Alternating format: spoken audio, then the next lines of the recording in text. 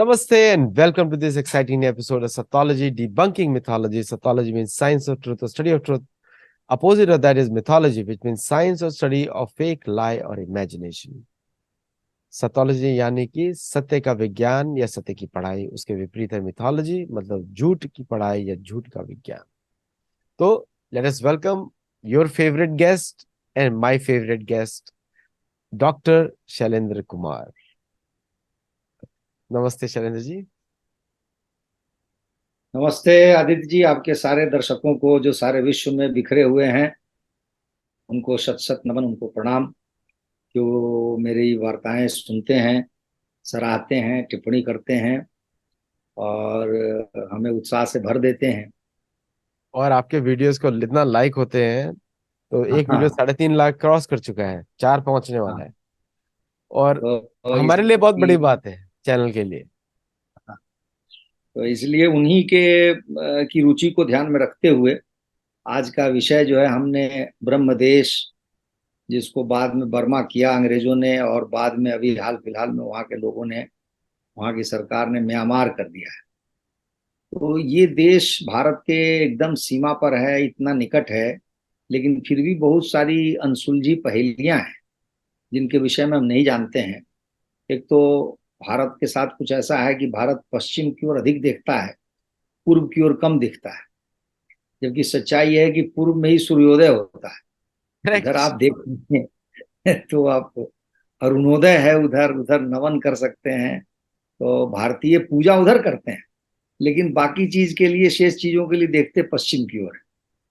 तो हम जो है आज आज बहुत ही अच्छा विषय है ये, और हम इसके विभिन्न आयामों पर वार्ता करेंगे, चर्चा करेंगे। लेकिन इससे पहले कि मैं आरंभ करूं, आप मुझे अनुमति दीजिए कि मैं बर्मा का मानचित्र दिखाऊं। हाँ, बिल्कुल. अच्छा, मैं एक ब्रह्मदेश के बारे में जब बात करते हैं तो अंग बंग, चंपा, अंग बंग, कलिंग.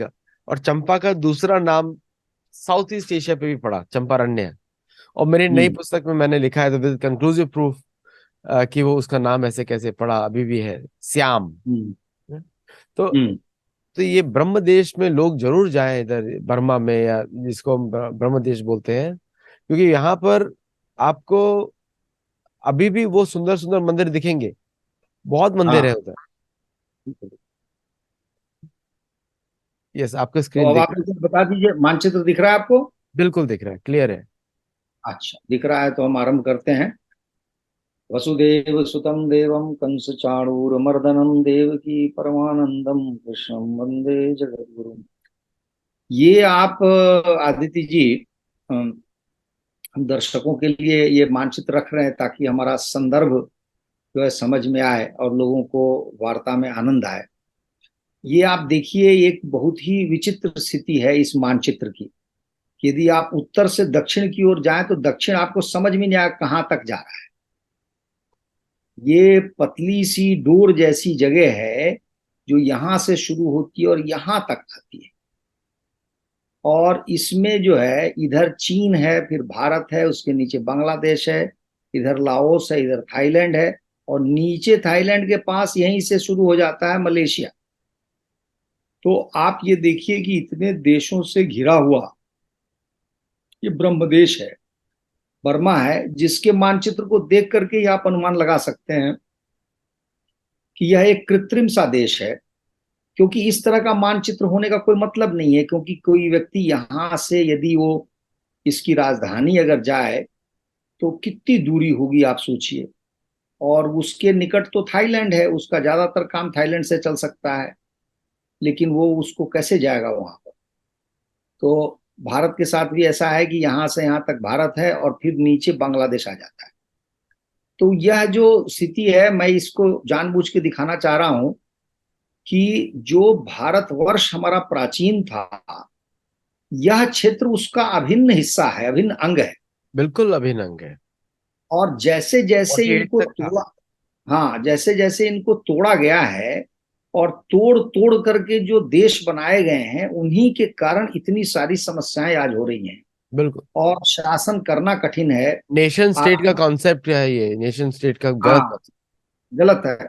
तो ये सारी चीजें आज इन सारी चुनौतियों से जो ब्रह्मदेश है वो जूझ रहा है।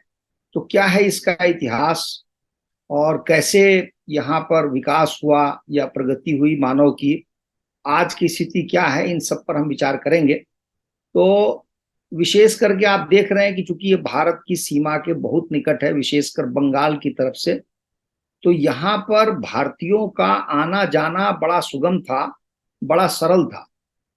कहते हैं कि लगभग आज से 1200-1400 साल पहले दक्षिण के तो कई राजा हैं जिन्होंने इन पर कुछ हिस्सों पर, दक्षिण का जो हिस्सा है म्यांमार का, इस पर आधिपत्य भी जमाया था। इसी तरीके से उड़ीसा जो यहीं पे पास में है, उड़ीसा जिसको कलिंग कहा जाता था उस समय, वो कलिंग का भी इस पर इतना अच्छा आधिपत्य रहा है कि कुछ जगह को तो कलिंग राष्ट्र कहा गया है। ये बड़ी अच्छी जानकारी है कि कलिंग राष्ट्र कहा गया। तो और तीसरा जो है आपको आंध्र प्रदेश, जो हमारे देश का भाग है, वहां के भी लोग यहाँ आते रहे। उत्तर भारत का विशेष प्रभाव इस पर पड़ा है बौद्ध मत के कारण, और बौद्ध धर्मावलंबी होने के कारण आपस में जुड़ाव रहा है। और यहाँ के राजा की का विवाह हमारे यहाँ की राजकुमारियों से या इसके उल्टा, ये सब भी चलता रहा है। तो हिंदू जो संस्कृति है कहते हैं या धर्म है, वह आप ये अनुमान लगा लीजिए आदित्य जी कि आज से लगभग 2700-2800 वर्ष पूर्व की बात मैं कर रहा हूं, सम्राट अशोक के बहुत पहले हिंदू धर्म यहाँ पर ठीक ठाक रूप से पहुंच चुका था। और संस्कृत भाषा, बाद में पाली और पल्लव लिपि दक्षिण भारत की, ये सब धीरे धीरे वहां पहुंचा है। सम्राट अशोक के संदर्भ में कहा जाता है कि सम्राट अशोक के युग में, उनके कार्यकाल में, यहाँ पर जो है बौद्ध मत का कहते हैं कि परिचय हुआ इस क्षेत्र का। और थोड़ा सा श्रीलंका चूंकि यहीं पर है नीचे, तो श्रीलंका से भी इधर बौद्ध मत आया। फिर बौद्ध मत का थोड़ा सा संपर्क तिब्बत से भी है, क्योंकि ऊपर का जो आप भाग देख रहे हैं ये तिब्बत से जुड़ा हुआ है। तो इस प्रकार से बौद्ध मत का यहाँ पर प्रभाव बढ़ा, और यहाँ के जो अनेक राजा थे उन्होंने बौद्ध मत के लिए बहुत सारा काम किया, जिनमें जो सबसे प्रसिद्ध राजा का नाम जो मेरे सामने है, उसका नाम है अनिरुद्ध, राजा अनिरुद्ध, जो 11वीं शताब्दी में हुआ। इस राजा ने कहिए कि, और राजा के इसी वंश के और भी जो राजा थे, उन सब राजाओं ने यहाँ पर बहुत सारे चैत्य, विहार और बौद्ध मत से जुड़े हुए जो मठ होते हैं, इन सब का निर्माण किया। राजा अनिरुद्ध, इनका जो समय है वो 11वीं शताब्दी है। तो 11वीं शताब्दी से लेकर के 14वीं 15वीं शताब्दी तक यहाँ पर ऐसा हाल रहा है। तो हिंदू धर्म, जैसा कि मैं थाईलैंड के संदर्भ में कह आया हूँ कि भारत के बाहर, वैसे तो भारत में भी था, लेकिन भारत में चूंकि 1200 साल वर्षों से बौद्ध मत का वैसे कहिए कि कोई प्रचलन नहीं था, इसलिए हमें इस बात का इतना कहिए कि हमें बस बात की इतनी समझ नहीं है। लेकिन भारत के पूर्व में जब यदि हम जाते हैं तो हम पाते हैं कि हिंदू धर्म और जो बौद्ध भगवान बुद्ध हैं, वो एक दूसरे के साथ कहिए कि मिले जुले हैं, गुत्थम गुत्था है। जैसे मैं उदाहरण दूं कि इसमें वर्णन है कि अनेक मंदिर हैं म्यांमार में, जहां पर हिंदू देवी देवता तो हैं, साथ में महात्मा बुद्ध की मूर्ति भी मिलेगी। तो इस प्रकार से वहां पर यह कहना कि वो कोई बौद्ध देश है, ये बहुत हाल फिलहाल की बात मुझे लगती है।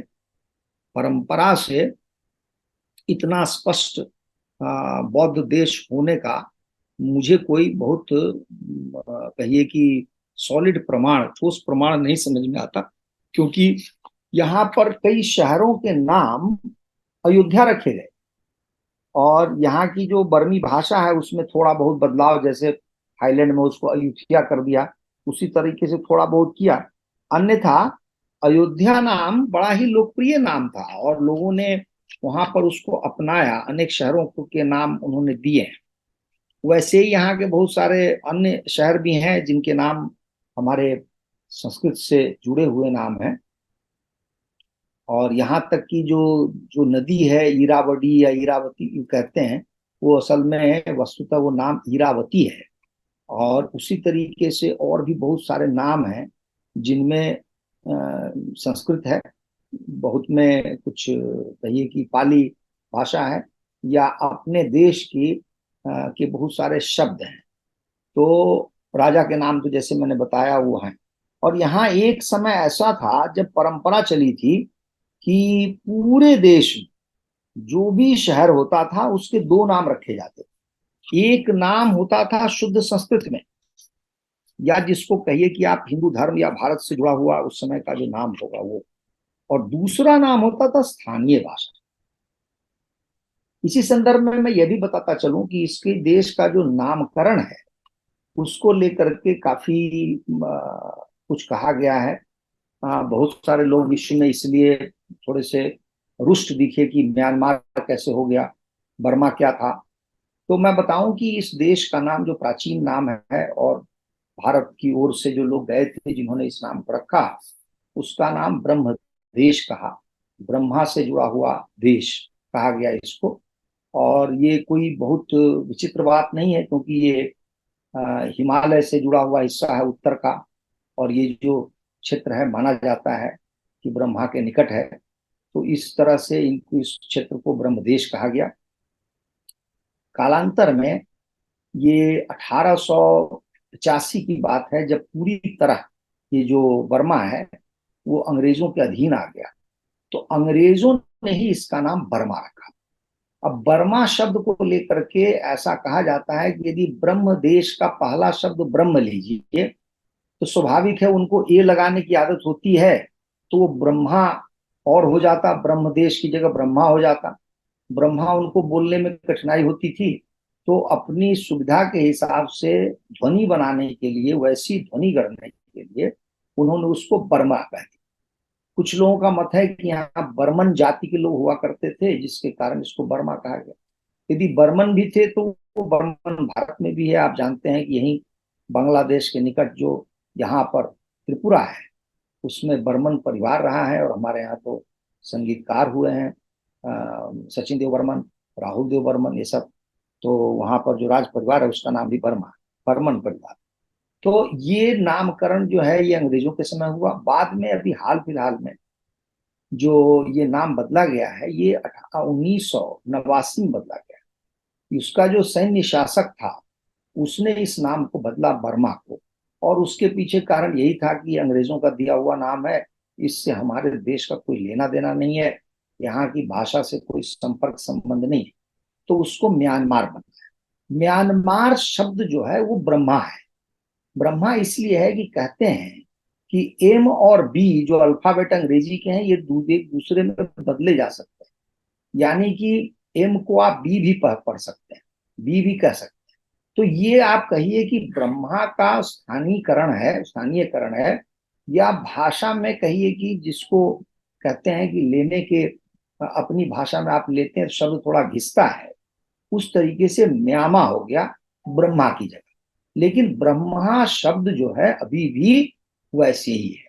बीच में कुछ लोगों का कहना ये भी था कि म्यांमार को मृण्मा प्राण कहा गया, तो मृण्मा प्राण कह दें तब भी वो संस्कृत का शब्द है और हमारे से उसका संपर्क संबंध, इसलिए अपने आप में स्वयं सिद्ध है कि जो ये क्षेत्र है वो ब्रह्मदेश रहा है, भारत के अत्यंत निकट रहा है। और जैसे मैंने बताया सारा का सारा उत्तर भारत, क्योंकि उत्तर भारत से सुविधा यह थी कि आप भूमार्ग से यहाँ जा सकते। दक्षिण भारत से क्या था कि बहुत निकट था सामुद्रिक मार्ग से जाने।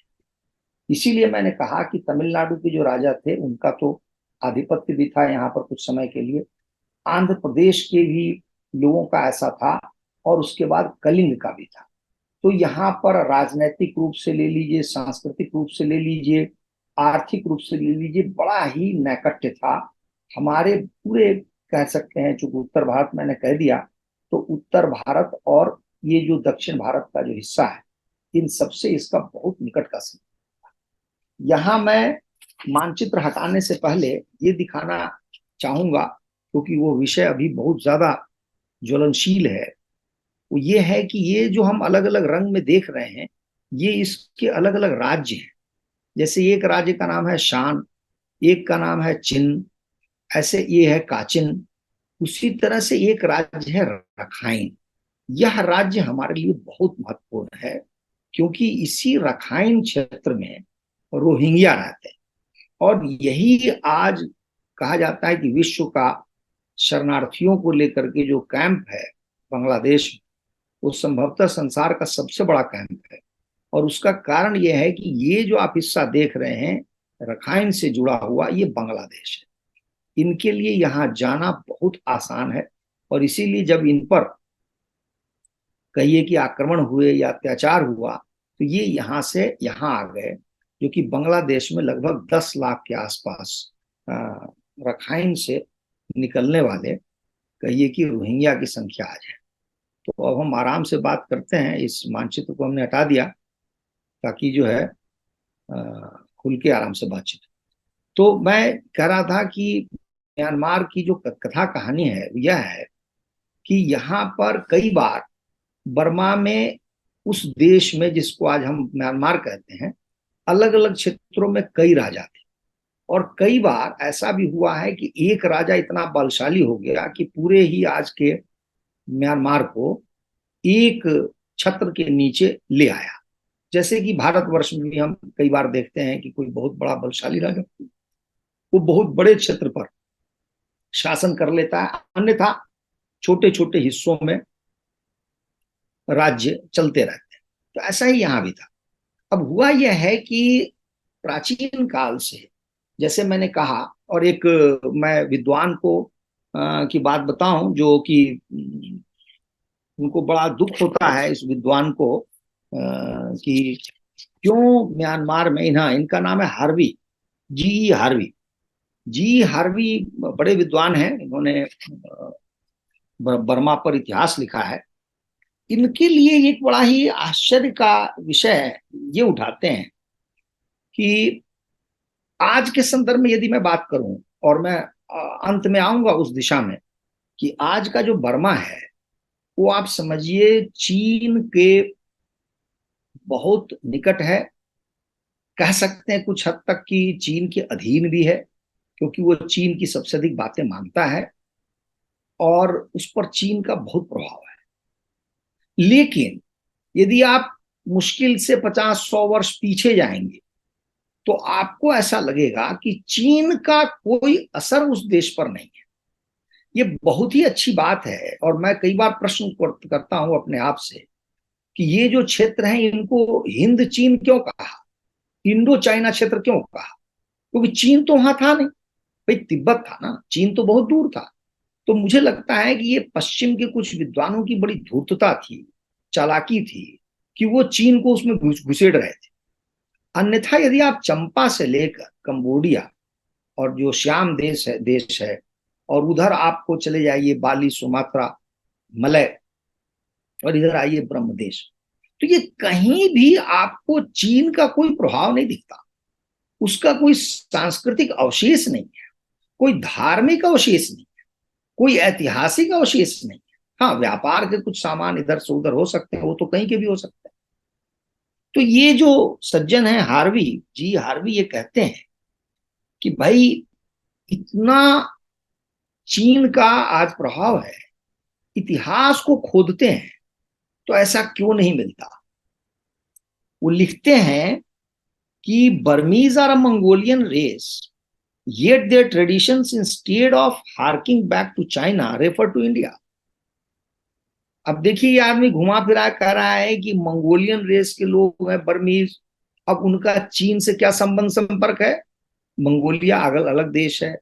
या बात दूसरी है कि मंगोलों ने शासन किया था चीन पर, लेकिन मंगोली के लोग चीनी नहीं हो सकते। फिर भी इस विद्वान ने ऐसा लिखा कि क्यों भारत को रेफर कर, जो भी उसका इतिहास है, जो भी कह लिए पुरातात्विक अवशेष है, उस सबसे भारत का ही संपर्क सिद्ध होता है।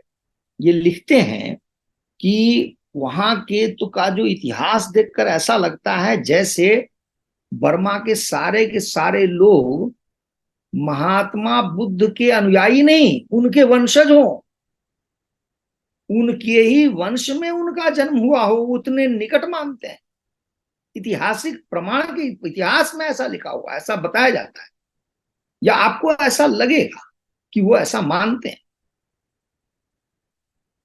और वो कहते हैं कि सीधे सीधे महात्मा बुद्ध के ही वंश में उनका जन्म हुआ और वो सारे के सारे उत्तर भारत से आए हैं। ये उनके इतिहास में वर्णित है, पुराने इतिहास में, प्राचीन इतिहास में। अब जो उनका समूह सामूहिक ज्ञान है, लोकगीत है, लोक गाथाएं हैं, ये सारे के सारे भारत प्रेरित हैं या भारत से जुड़े हुए।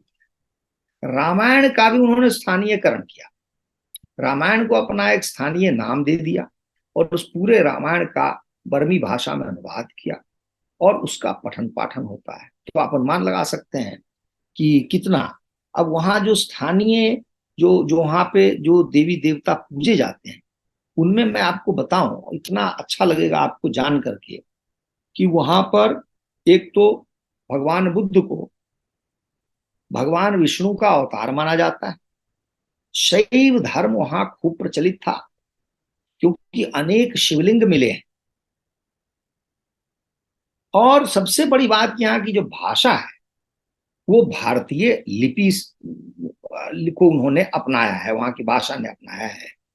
और इसको कहते हैं कि हमारे 10वीं शताब्दी में उत्तर भारत में जो लिपि प्रयुक्त थी, उसी लिपि को उन्होंने अपनाया और आज भी संयोगवश वही लिपि उनके यहाँ चल रही।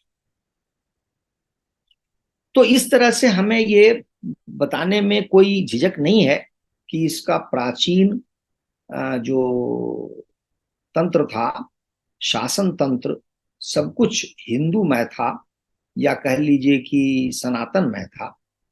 परंतु आधुनिक युग में जब ये यहाँ पे अंग्रेज आए तो अंग्रेजों ने पहला आक्रमण जो किया है वो 1826 में किया है।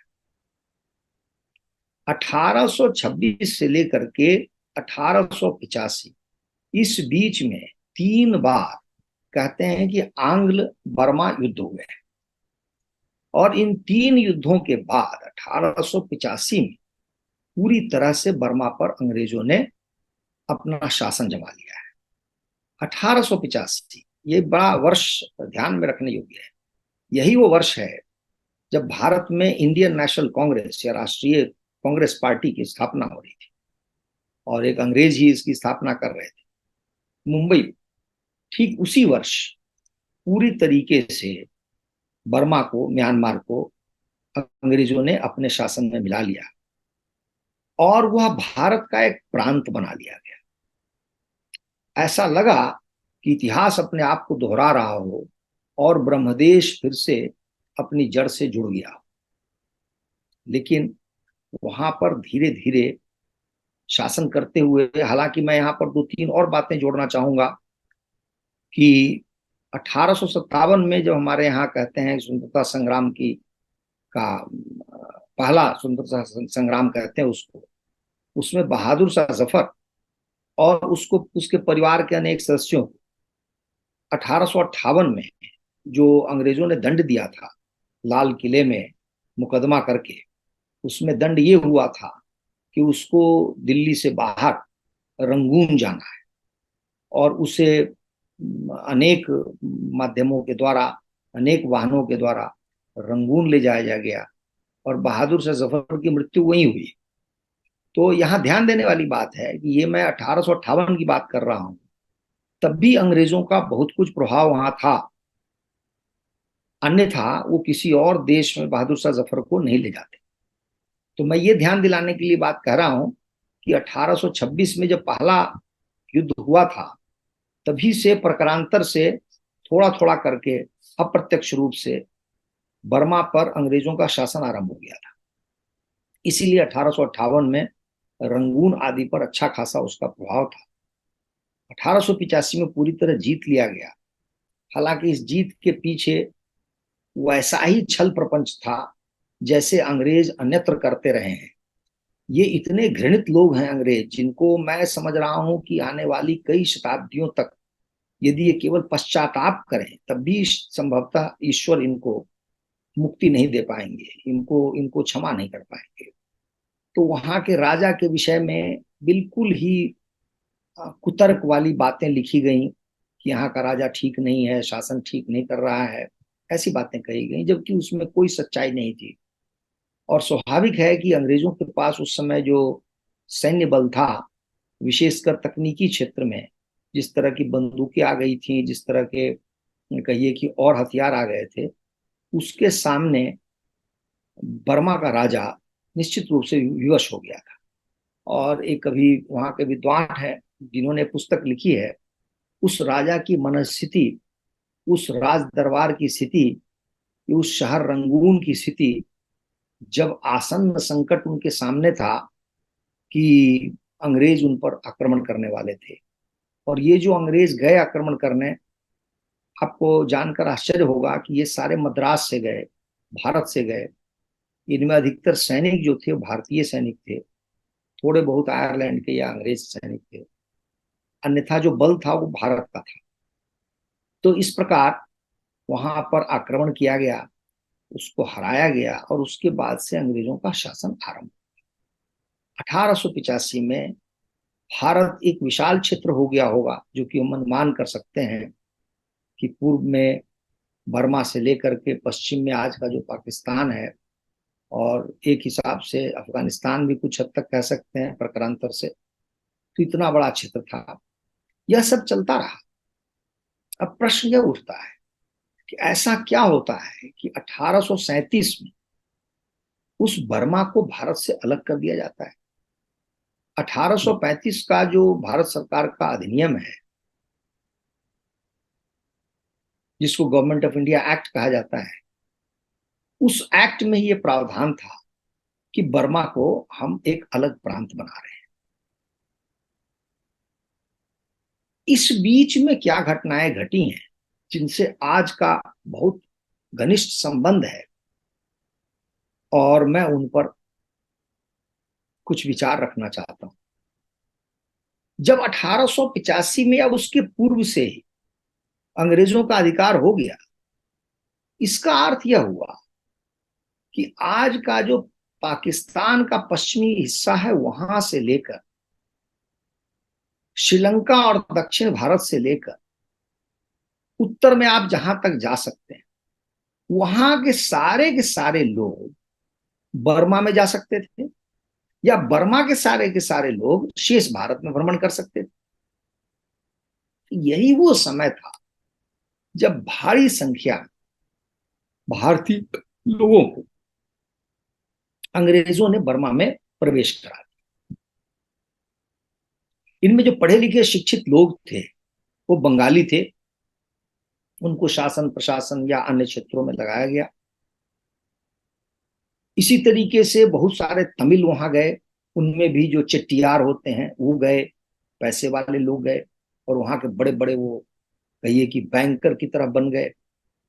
उत्तर भारत से बहुत लोग गए व्यापार के सिलसिले में या अन्य कार्यों के लिए, और ये लाखों की संख्या में वहां पहुंच गए। लेकिन साथ ही वे लोग भी गए जो आज का जो बांग्लादेश है, जो उस समय का बंगाल था, वहां के जो गरीब लोग थे वो भी वहां जाने लगे।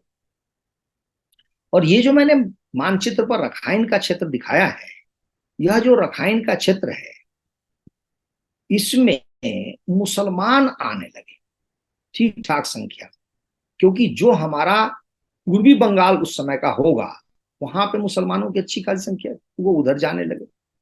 इनमें से कुछ दो लोग मजदूर, तो अधिकतर लोग मजदूर ही थे। लेकिन कहा ऐसा जाता है कि अंग्रेजों के आने के कुछ पहले ही, मुगलों के समय में या उसके आसपास, कुछ मुसलमानों ने छोटे छोटे अपनी कहिए कि छोटी मोटी इकाइयां बना ली थी, जैसे कोई दो चार गांव का मुखिया हो, प्रधान हो, इस तरह से शासन भी करना शुरू कर दिया था। तो इस हिसाब से भारतीयों का वहां घनघोर प्रवेश हुआ, नीचे दक्षिण से लेकर के उत्तर के सिरे तक। दक्षिण में अधिक, दक्षिणी हिस्से में अधिक, क्योंकि वो बंगाल के निकट था, तो उसमें हिंदू बंगाली जो थे वो भी जाते थे, लेकिन मुसलमान बंगाली अधिक संख्या में जाते थे। और जो हिंदू बंगाली जाते थे वो बड़े उच्च श्रेणी के कार्यों में जाते थे।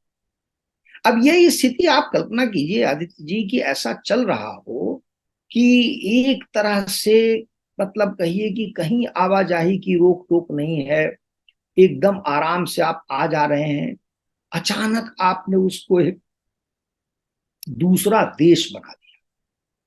पहले तो प्रश्न उठता है कि वो बना ही क्यों, बर्मा को अलग ही क्यों किया? क्योंकि यदि अलग ही करने का कोई प्रयोजन होता तो उसको भारत का प्रांत क्यों बनाते, ये प्रश्न उठता है।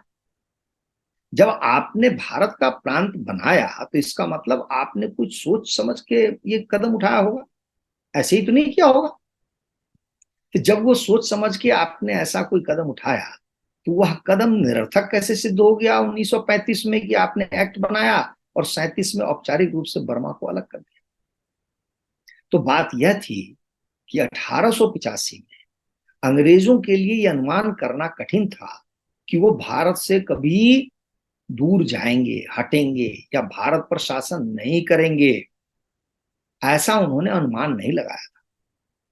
लेकिन 1835 तक, बल्कि उसके 8-10 साल पूर्व ही बहुत सारे विद्वान तो यह भी कहते हैं कि प्रथम विश्व युद्ध के अंत तक अमेरिका ने स्पष्ट रूप से, और उसमें सोवियत संघ ने भी साथ दिया था और इंग्लैंड आदि से कहा था कि तुम लोग अपने अपने जो उपनिवेश है उनको छोड़ दो, उनको बख्श दो और तुम अपनी जगह वापस चले आओ। तो दबाव तो प्रथम विश्व युद्ध के बाद ही बन गया था उन पर अंतर्राष्ट्रीय, और अधिकतर देशों में आंदोलन भी शुरू हो चुका था। तो फिर 1835 में आपने उसको क्यों अलग किया? इसका कारण यह था, जो मैं समझता हूं और कुछ विद्वान भी इस तरह का सोचते हैं, कि अंग्रेजों को जब पूरी तरह से यह एहसास हो गया, अंदर से ये बात लग गई कि अब बहुत दिनों का खेल नहीं है कि हम भारत को उपनिवेश बनाकर रखें, तो उसके सामने कुछ ऐसी ही बातें आई कि इस देश को तोड़ दो, इस देश को छिन्न भिन्न कर दो। जो बाद में 1946 में इसने किया और 47 में, जैसा कि आपको पता होगा कि 15 अगस्त 47 का समय पहले निर्धारित नहीं था भारत की स्वतंत्रता के। स्वतंत्रता के लिए 48 का वर्ष तय था, यह कहा गया था।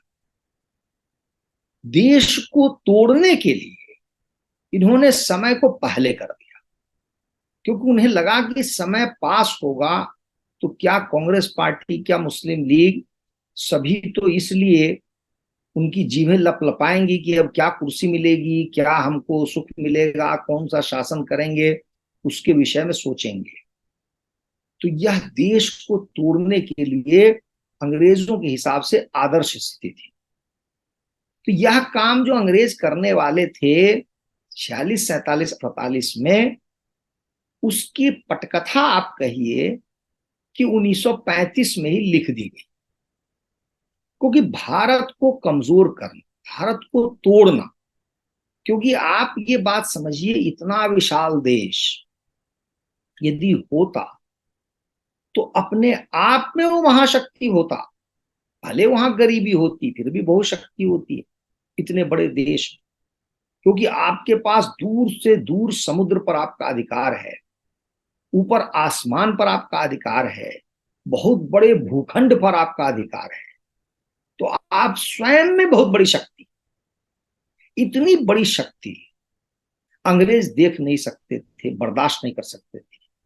इसीलिए कश्मीर को लेकर के आज कुछ विद्वान हैं जो इस पर काफी विस्तार से विचार कर रहे हैं, कुछ पुस्तकें भी नई आ गई हैं कि क्यों कश्मीर के कारण हमारे देश की सेना में भी बहुत सारे लोग अंग्रेज थे, पाकिस्तान की इधर भी अंग्रेज थे, वहां तो लंबे समय तक वो जो गवर्नर जनरल वायसराय जो कहिए वो भी अंग्रेज रहे, और दो अंग्रेजों की सेनाओं के मध्य समझिए हमारे कश्मीर संबंधी युद्ध हो रहा था।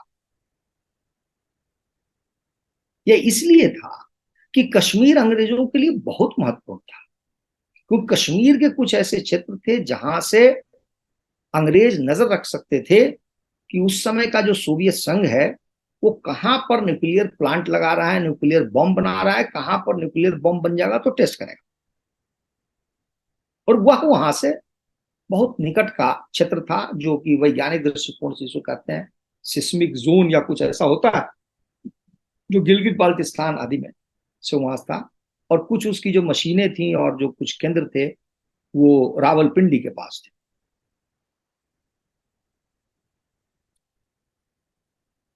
तो ये इतिहास की कितनी बड़ी गलती है कि अंग्रेजों ने सिर्फ इसलिए उसको अलग कर दिया कि इससे भारत बहुत मजबूत रहता, भारत बहुत शक्तिशाली रहता। मेरे लिए व्यक्तिगत रूप से मैं चिंतन करता हूं तो मुझे कहीं दिखाई नहीं देता कि हमारे देश में उस समय जो इंडियन नेशनल कांग्रेस थी या उस समय जो स्वतंत्रता आंदोलन आंदोलन के बहुत बड़े नेता थे, उन लोगों की क्या दृष्टि थी, उन्होंने क्या कुछ लिखा, कुछ कहा, क्यों उनको बुरा लगा होगा, निश्चित रूप से बुरा लगा होगा। लेकिन मुझे कुछ विशेष दिखाई दिया नहीं। और संभव है कि वो अपने ही देश की आजादी और इस सब में लगे रहे हों, तो उधर उनका ध्यान नहीं गया। लेकिन ये हमारे लिए बहुत बड़ी कहिए कि भूल थी, और हमने उस पर बल नहीं दिया। और परिणाम यह हुआ कि यह एक देश हमारे हाथ से निकल गया। अब आपके सामने या विश्व के सामने जो स्थिति है, मैं उन पर चर्चा करना चाहता हूं। अब पहली बात तो ये हुई कि इतनी बड़ी संख्या में भारतीय वहां थे, तो स्वाभाविक है जब वो एक देश बन गया अलग, तो स्थानीय लोगों को यह बात उनके गले नहीं उतरती थी कि व्यापारी देखो तो भारतीय है, बड़े बड़े अधिकारी देखो तो भारतीय है, सैनिक में आप देखिए कि गोरखा सैनिक होते थे, वो जो वो भी एक तरह से भारतीय ही हैं। एक जनगणना की रिपोर्ट में देख रहा था, उसमें रंगून शहर में एक समय ऐसा आया कि 55% जो जनसंख्या थी रंगून की, उनमें से 55% लोग कुल जनसंख्या में से वो भारतीय थे। क्योंकि एक तो अंग्रेज चूंकि हमारे यहाँ ज्यादा पहले से रह गए थे, तो हमारे लोगों पर वो भरोसा भी करते थे, और जो वहां के बर्मी लोग थे उन पर कम भरोसा करते थे। तो अपने आसपास के काफी किलोमीटर में वो चाहते थे कि भारतीय लोग बस चाहे वही रहें, तो उनको उनका सुरक्षा का भाव जो था वो सुदृढ़ होता था। अब क्या हुआ, जब आंदोलन आरंभ हुआ, स्वतंत्रता आंदोलन म्यांमार में, तो पहले तो वो आंदोलन चलता रहा, सशस्त्र संघर्ष कहिए, जिसमें आंग सान सूची जो अभी हाल में वहां पर प्रमुख थी सरकार की, उनके पिताजी जिनका नाम था आंग सान, तो आंग सान ही प्रमुख कहिए कि आंदोलनकारी थे, या उसके आंदोलन आंदोलन जो था उसके प्रमुख थे। और उन्होंने आंदोलन में बढ़ चढ़कर हिस्सा लिया। और उसके बाद में ऐसी परिस्थिति बनी कि 37 में बर्मा हमसे अलग होता है, और 1942 में जापान का उस पर आक्रमण हो जाता है। जापान का शासन हो जाता है, और यह शासन जो है 3 साल तक रहता है, जब जापान आत्मसमर्पण करता है। तो 3 वर्ष तक आप कह सकते हैं कि एक हिसाब से अंग्रेज के पैर उखड़ गए थे और अंग्रेज वहां से गायब हो गए थे। और दोबारा उनके उनके लिए ये बहुत कठिन काम था कि वो शासन उस पर चलाएं। ये बहुत संभव नहीं था, आसान नहीं था उनके लिए, क्योंकि एक बार पैर जब उखड़ गए तो उखड़ गए आपके। खैर जो भी हो, थोड़ा समय लगा, और जनवरी महीने में 1948 में, यानी कि हमारी स्वतंत्रता के मात्र 5 महीने बाद बर्मा स्वतंत्र होता है। सबसे बड़ी दुर्घटना यह होती है कि स्वतंत्रता प्राप्ति के मुश्किल से कुछ महीने पहले ही जो आंग सान है, यानी कि आंग सान सूची के जो पिताजी हैं, उनकी हत्या कर दी जाती है। यह हत्या अपने आप में बहुत कुछ दिखाती है। दिखाती यह है कि वहां पर हिंसा का माहौल बनता है, और बर्मा को हम जैसे देखते हैं वैसा नहीं है। बर्मा में बहुत जटिलताएं हैं, अलग अलग क्षेत्र हैं, अलग अलग तरह के लोग हैं, उनमें अलग अलग बोलियां भी हैं। ये जो बर्मी भाषा है वो लगभग 80% या 85% लोग बोलते हैं।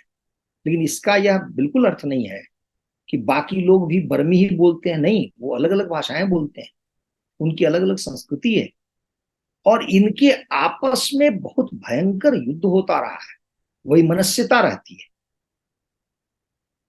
ये जो बौद्ध मत है, जो मेरी समझ से बौद्ध मत नहीं होना चाहिए, लेकिन यदि है तो उससे क्या हानि हुई है, इसका प्रचंड उदाहरण आज बर्मा है। क्यों मैं कह रहा हूं, तो अलग अलग क्षेत्रों में जो लड़ाइयां होती रही, उनको कभी बर्मा संभाल नहीं पाया। और ये मैं तब कह रहा हूं जब रखाइन की बात ही नहीं हो रही है। रोहिंग्या का तो अलग ही प्रकरण है, उनको छोड़ भी दें तो क्षेत्रवार वहां पर संघर्ष होता रहा, युद्ध होता रहा। इसीलिए 1948 में स्वतंत्रता प्राप्ति के बाद जब वहां पर कहिए कि लोकतांत्रिक सरकार बनती है, वह सरकार कठिनाई से भी 12 साल भी नहीं चल पाती, वो रेंगती है। 1960 में वो सरकार एक हिसाब से समर्पण कर देती है। और उस समय जो वहां पर सेना के अध्यक्ष हैं, जिनका नाम है ने विन, उनको बताया जाता है और ने विन सत्ता संभालते हैं। तो एक हिसाब से 1960 से ही, यानी कि मात्र 12 वर्षों के बाद से ही वहां सत्ता सेना के हाथ में चली जाती है, न कि जो लोकतांत्रिक रूप से चुनी हुई सरकार के हाथ। 1962 आते आते 2 वर्षों में ने विन की हालत खराब हो जाती है, स्थिति दयनीय हो जाती है। और ने विन को लगता है कि वो शासन करने की स्थिति में नहीं है, क्योंकि अभी भी कुछ लोकतांत्रिक मूल्य बचे हुए थे, एक परिषद बना करके सरकार चल रही थी। लेकिन ने विन ने 1962 कहिए कि प्रचंड रूप से निरंकुश तानाशाही डिक्टेटरशिप ये शुरू कर। उसमें बहुत सारे प्रावधान ऐसे बनाए जाते हैं कि बर्मा के नागरिक कौन है। नागरिकों के लिए ये बताया जाता है कि भाई या तो आपके पास कोई प्रमाण हो, आप दिखाएं कि यहीं आपका जन्म हुआ है और आपके जो पूर्वज थे, 1823 या 24 का समय दिया जाता है, अंग्रेज जब पहली बार उनसे युद्ध हुआ था उसके आसपास, तो भी आप वहां के नागरिक हैं। अन्यथा आप नागरिकता के लिए निवेदन दीजिए, आवेदन कीजिए। और उसमें अनेक सारे प्रमाण मांगे जाते थे। स्पष्ट है कि वो कोई सरल प्रक्रिया नहीं थी। और इसके बाद में विदेशियों के प्रति एक तरह का विद्वेष का वातावरण तैयार किया गया, जिसमें सरकार की प्रमुख भूमिका थी और नेविन की भी भूमिका थी।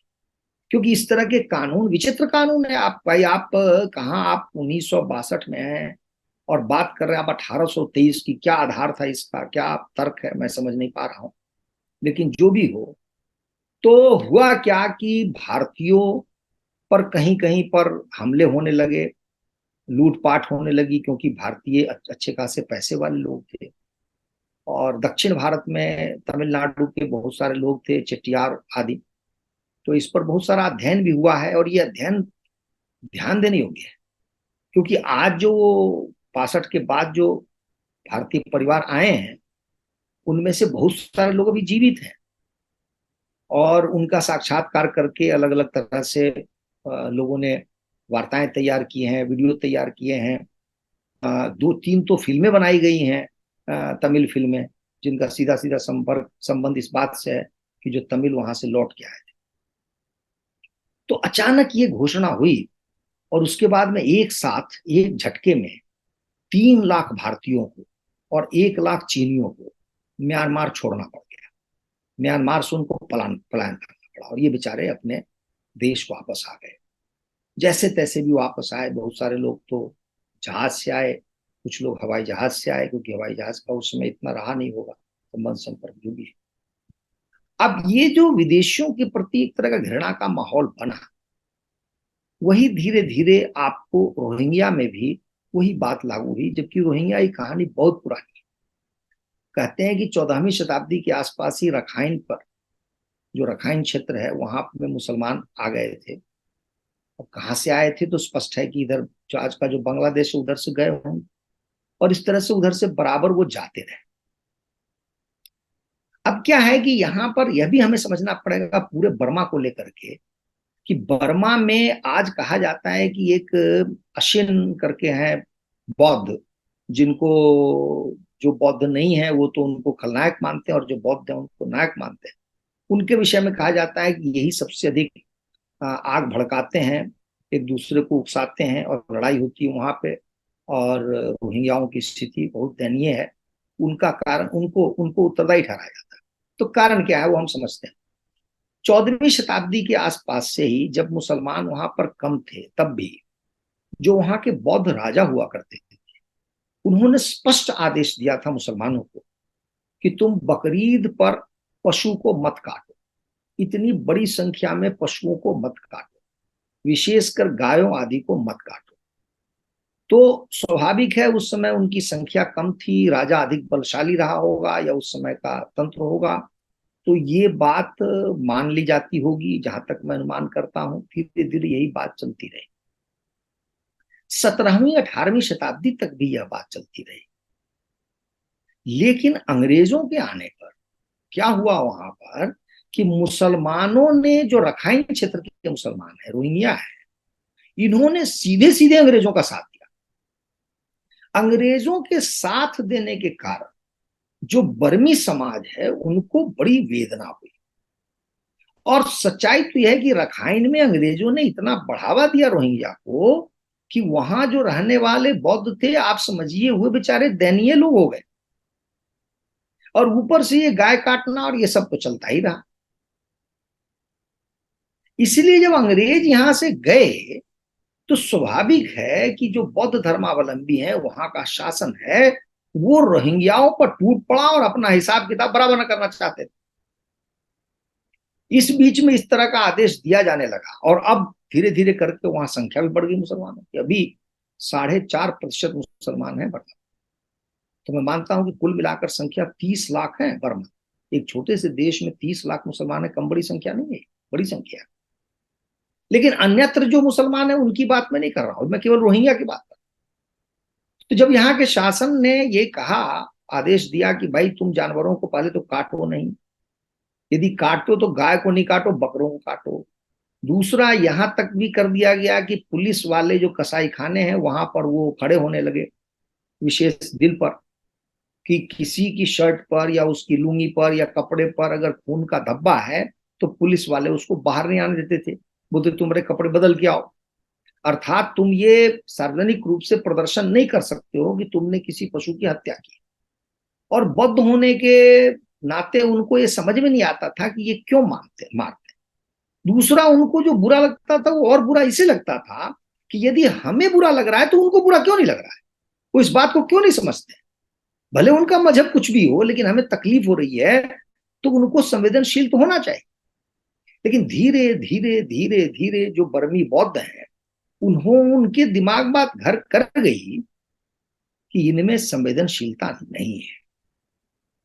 और वह जो समय है सन 2001 का, जब बामियान में महात्मा बुद्ध की प्रतिमा को तालिबानियों ने तोड़ दिया, तो उसके बाद जो बर्मी बौद्ध समाज है वो मुसलमानों के प्रति और भी घृणा से भर गए। और उनको लगा कि इनका कोई इलाज ही नहीं है, इनका कोई उपचार ही नहीं है, इनका कुछ हो ही नहीं सकता, ये सुधर ही नहीं सकता। फिर इसके बाद धीरे धीरे जो उनके यहाँ जो छोटी मोटी भी घटना कभी हो जाती है, तो किसी कहा जाता है बौद्ध कन्या का बलात्कार हो गया था, तो आरोप लगाया गया किसी रोहिंग्या ने किया, तो उस पर आंदोलन शुरू हुआ। और जो भयंकरतम, आज तक का भीषणतम समय था, वो 2017 का है, जिस समय में, इस बीच में ये रखाइन क्षेत्र जो है, यहाँ के लोगों को, रोहिंग्याओं को, जितने तरह के जो सिटीजनशिप एक्ट हैं, प्रावधान है संविधान में, उससे ये साबित हो गया, सिद्ध कर दिया सरकार ने कि रोहिंग्या हमारे नागरिक हैं ही नहीं। रोहिंग्या को बर्मा से कोई लेना देना नहीं है, ये बंगाली मुसलमान हैं, इनको बांग्लादेश वापस जाना चाहिए। ये इन्होंने, ये सरकारी स्टैंड था।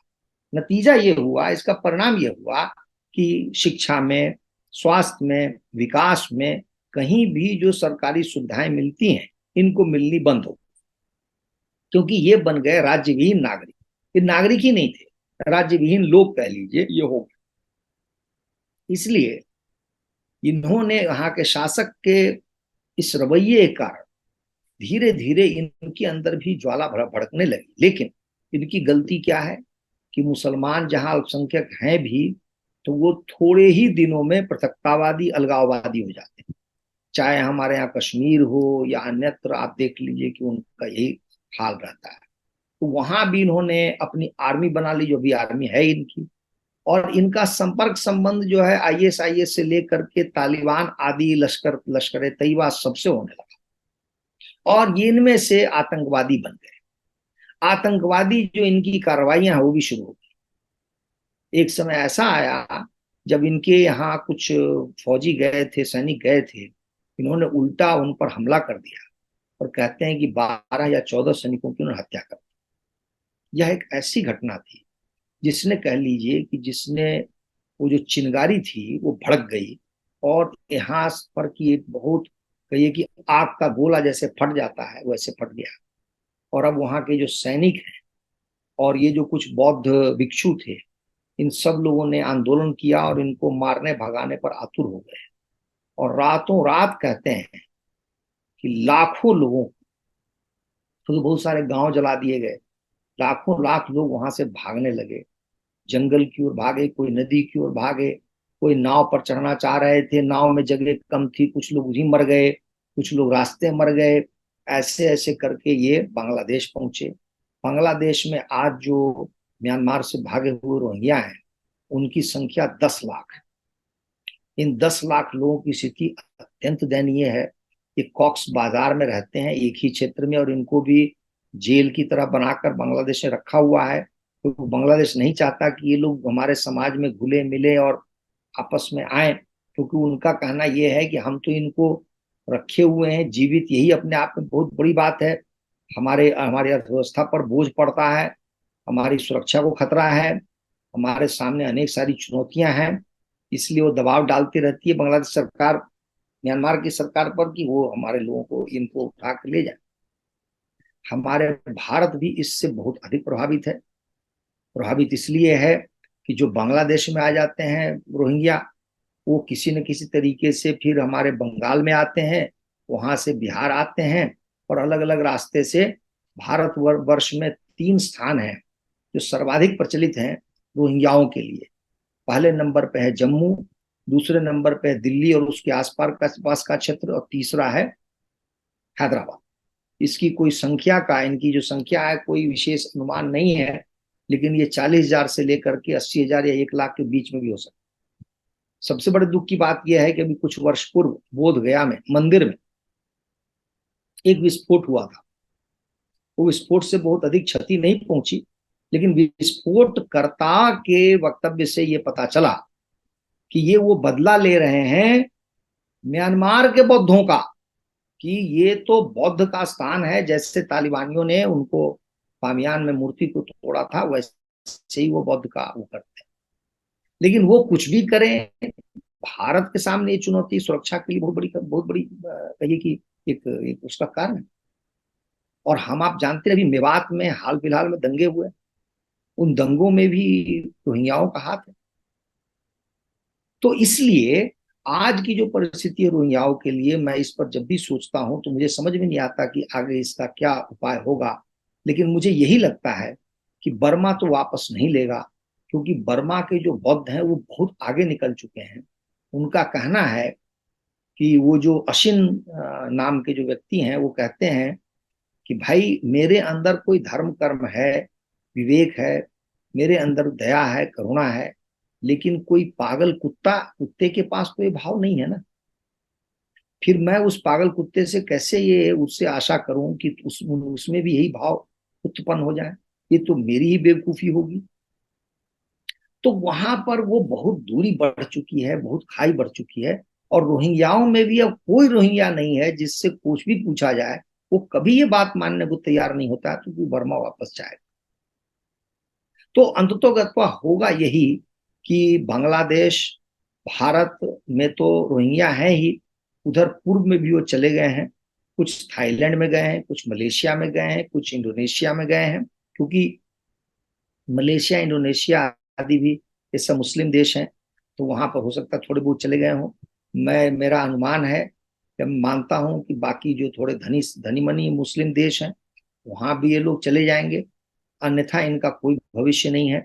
ये बर्मा की सरकार तो इनको वापस नहीं लेगी। अब यहाँ देखने वाली बात यह है कि संयुक्त राष्ट्र संघ में यह विषय उठा है, और जब भी विषय उठता है तो इस विषय पर जो पुरजोर विरोध जो करने वाले देश हैं वो है चीन और रूस। इसका तात्पर्य यह है कि चीन और रूस दोनों बर्मी सरकार को एक हिसाब से प्रकारांतर से मदद करते हैं। तो आप कह सकते हैं कि वहां पर जो शासन व्यवस्था है वो एक तरह की कम्युनिस्ट विचारधारा को मानने वाली है।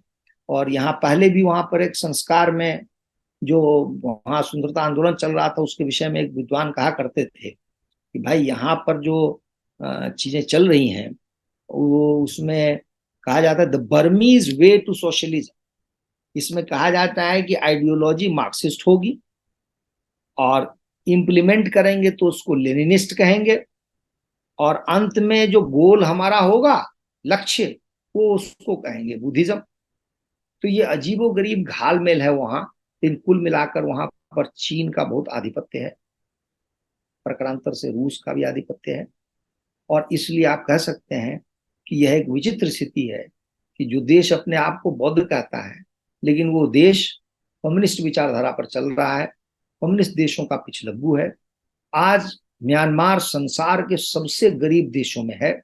इसके पास कुछ भी निर्यात करने को नहीं है, सब कुछ आयात करने को है, क्योंकि इसके पास जो मात्रा में अधिक मात्रा में होता है वो है चावल, लकड़ी और कुछ कहिए खनिज पदार्थ। अमेरिका आदि ने इसके विरुद्ध सैंक्शन लगाए हुए हैं, प्रतिबंध लगाए हुए हैं, इसलिए कोई विशेष व्यापार नहीं हो सकता। यह एक अत्यंत दरिद्र गरीब देश है। और पिछले 1962-60 से ही मैं आपको बताऊं, 60 से लेके आज तक आंग सान सूची का कुछ समय छोड़ दीजिए, निरंतर यह देश सैन्य तानाशाहियों के अधीन रहा है। मानव अधिकार नाम की कोई चीज नहीं, यहाँ पर किसी भी तरह की कोई स्वतंत्रता नहीं है। और इतनी गरीबी वाला यह देश, मुझे यही समझ में नहीं आता। उस दिन मैंने बात की थी थाईलैंड की, जहां पर भी लगातार 1935 के आसपास से ही सैन्य शासन की अवधि बहुत लंबी रही है। म्यांमार भी एक बौद्ध देश अपने आप को कहता है, फिर यहाँ सैन्य शासन क्यों है? भारत के उत्तर में एक छोटा सा देश है नेपाल, बहुत ही छोटा सा देश है, गरीब भी है, मगर जैसे भी है जूझता रहता है, लड़ता रहता है, मगर लोकतांत्रिक देश बना हुआ है। यह देश क्यों है ऐसा? तो मुझे लग रहा है कि इनमें समस्या वही है, मूलभूत समस्या वो है बौद्ध मत की। बौद्ध मत शासन का मत नहीं हो सकता। बौद्ध मत जो है एक दर्शन की चीज हो सकती है, आपके जीवन जीने की आप शैली समझ सकते हैं, लेकिन उससे शासन नहीं हो सकता। वैसे भी अहिंसा को मानने वाली कोई व्यवस्था शासकीय व्यवस्था हो ही नहीं सकती, क्योंकि उसमें हिंसा कुछ न कुछ तो अंतर्निहित है। तो हमारे देश में इसीलिए जितने देवी देवता हैं सब शस्त्रधारी हैं। भगवान राम की कोई भी तस्वीर देखिए, आपको उनकी पीठ पर तरकस है, बाण है, धनुष है कंधे पर। तो भगवान कृष्ण के पास सुदर्शन चक्र है। कहा जाता है शासन के लिए सर्वप्रधान नीति है दंड नीति। दंड नीति यदि नहीं है तो शासन की संभावना नहीं बन सकती। गीता में भगवान कृष्ण ने कहा है, परित्राणाय साधुनाम विनाशाय च दुष्टता।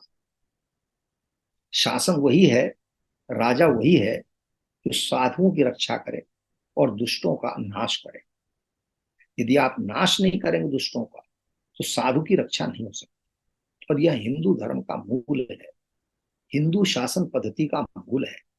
इसलिए मैं मानता हूं कि ये इन लोगों को एक तरह से कहिए कि पश्चिमी विद्वानों ने गढ़ गढ़ के बौद्ध देश कहना शुरू कर दिया, अन्यथा ये सब हिंदू देश थे। और इतना न बौद्ध कह दिया, इतना न बौद्ध कह दिया कि जो हिंदू भाव है उसको तिरोहित कर दिया, समाप्त कर दिया। परिणाम यह है कि आज संसार में कोई बौद्ध देश अपने आप को बहुत आधुनिक, अच्छा, सुसंस्कृत, लोकतांत्रिक नहीं कह सकता। जापान कोरिया दो उदाहरण दिखते हैं, लेकिन जापान में बौद्ध बहुत ही कम है, अल्पसंख्यक है। कोरिया में बहुत कम है। कोरिया में तो उल्टा ये प्रभाव हो गया कि 30-35% लोग वहां के ईसाई हो गए। और कोई देश आपको बौद्ध मिलेगा नहीं जो बहुत संपन्न हो, समृद्ध हो, लोकतांत्रिक व्यवस्था हो। इसलिए मैं मानता हूं कि इस म्यांमार आदि देशों को इस पर शासन ऐसे नहीं हो सकता है, और इस देश का कोई भविष्य नहीं है।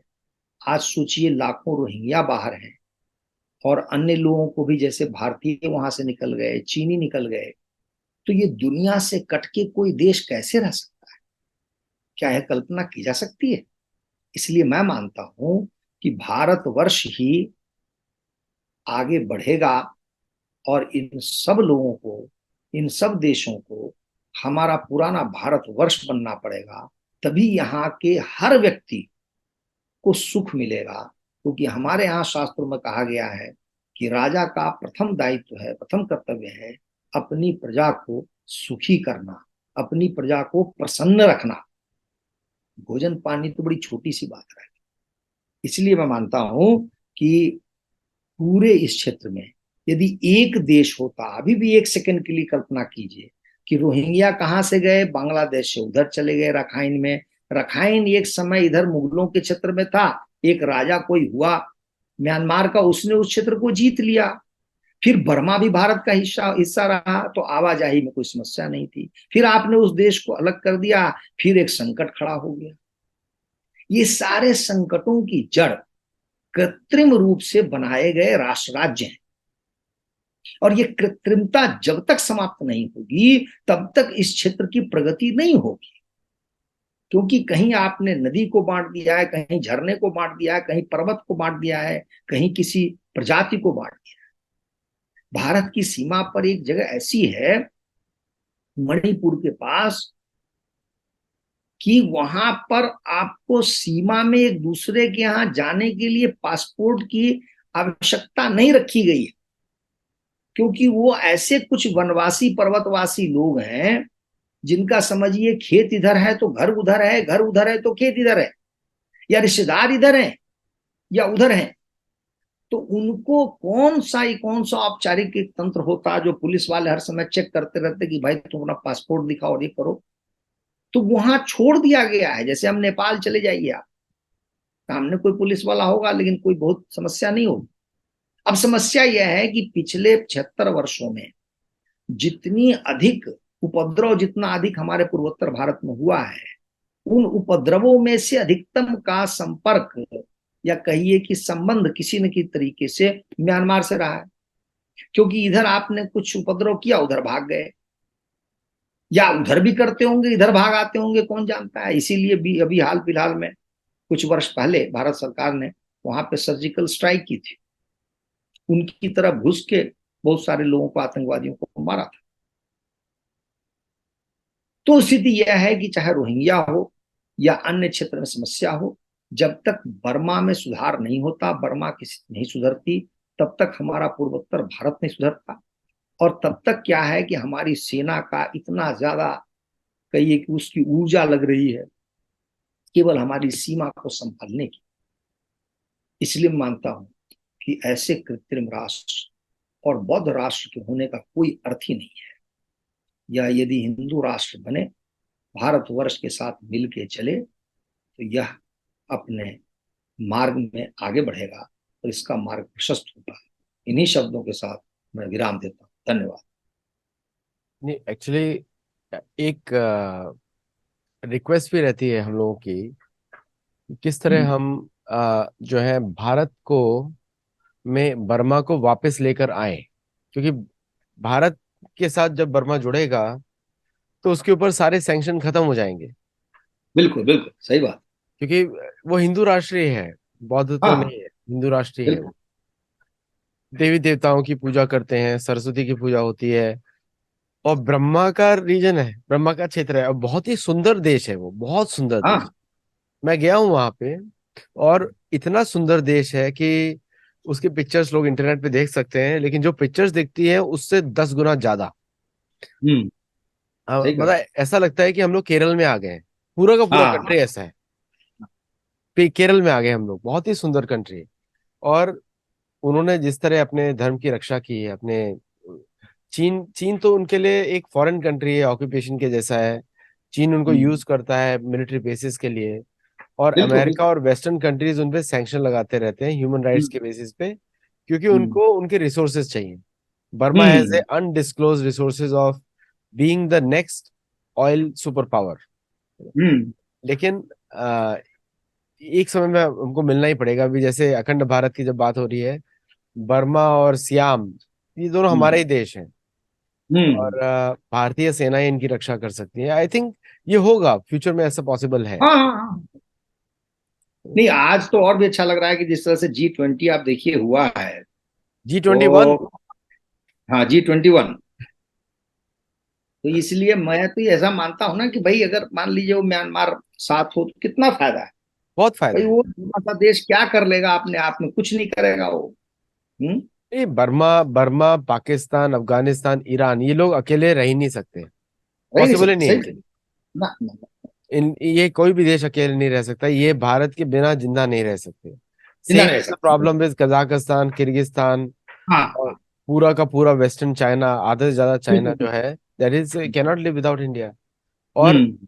और जो रशिया का जो ईस्टर्न पार्ट है, बाइकाल लेक वाला, भी भारत का हिस्सा है। लोग हाँ भूल हाँ जाते हैं हाँ। कि शिव जी का गार्डन है वो। सही बात, सही बात। भारतवर्ष में गार्डन उनका काशी है, लेकिन अगर पृथ्वी पे देखा जाए तो बैकाल है उनका गार्डन, बैकाल का हाँ लेक हाँ। है। बिल्कुल बिल्कुल। तो आज हम लोग यहीं पे समाप्त करते हैं। दर्शकों को बहुत आनंद आया होगा, क्योंकि आपको बहुत प्रेम करते हैं सारे दर्शक। हाँ हाँ हाँ तो हाँ। बहुत दिनों बाद आपने चलिए। सुना शैलेंद्र जी को। और हम्म, चैनल को 1 लाख तक पहुंचाइए। लाइक शेयर सब्सक्राइब लोगों को बताइए। और हम लोग धार्मिक विषयों में ज्यादा बात करते हैं, कुछ एक दो युद्ध के जो टॉपिक्स हैं वो भी धार्मिक विषय ही होते हैं। तो हाँ धर्म हाँ सबको है। इन्वॉल्व करता है। तो hmm. Thank you so much and keep listening. नमस्ते, धन्यवाद, जय जगन्नाथ।